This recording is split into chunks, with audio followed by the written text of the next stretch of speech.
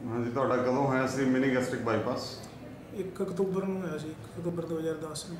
1 October ਉਹ ਹੈ 4 March, ਤਕਰੀਬਨ 6 ਮਹੀਨੇ ਹਾਂਜੀ ਉਹ ਚੱਲੇ ਆ। तो कितना वेट सी ਤੁਹਾਡਾ ਪਹਿਲਾਂ? ਮੇਰਾ weight 135 ਕਿਲੋ ਸੀ। ਅੱਛਾ, ਹੁਣ ਕਿੰਨਾ ਹੈਗਾ? ਹੁਣ ਹੈ 98 98.5 ਕਿਲੋ ਜੀ। ਅੱਛਾ ਜੀ, ਮਤਲਬ 36 37 ਕਿਲੋ ਭਾਰ ਘਟ ਗਿਆ। ਹਾਂਜੀ। ਸੋ ਤੁਸੀਂ ਇਹ ਦੱਸੋ ਵੀ ਪਹਿਲਾਂ ਵਾਲੀ ਲਾਈਫ ਦਾ ਤੇ ਹੁਣ ਦਾ ਤੁਹਾਨੂੰ ਕੀ ਡਿਫਰੈਂਸ ਨਜ਼ਰ ਆਉਂਦਾ? ਪਹਿਲਾਂ ਕੀ ਪ੍ਰੋਬਲਮ ਸੀਗੀਆਂ ਜਿਹੜੀਆਂ ਹੁਣ ਬੈਟਰ ਨੇ? ਪਹਿਲਾਂ ਤਾਂ ਤੁਰਨ ਫਿਰਨ ਤੋਂ ਵੀ ਔਖੇ ਸੀਗੇ। ਅੱਛਾ। ਜਦੋਂ 5-4 ਪੌੜੀਆਂ ਚੜ੍ਹ ਕੇ ਸਾਹ ਚੜ੍ਹਦਾ ਸੀ, ਹੁਣ ਕੋਈ ਪ੍ਰੋਬਲਮ ਨਹੀਂ। ਹੁਣ ਕੋਈ ਸਾਹ ਨਹੀਂ ਚੜ੍ਹਦਾ? ਹੁਣ ਤਾਂ ਪੌੜੀਆਂ ਚੜ੍ਹ ਜਾਂਦੇ ਹੋ? 40-50 ਪੌੜੀਆਂ ਚੜ੍ਹਦੀਆਂ ਤਾਂ ਨਹੀਂ ਚੜ੍ਹਦਾ ਜੀ।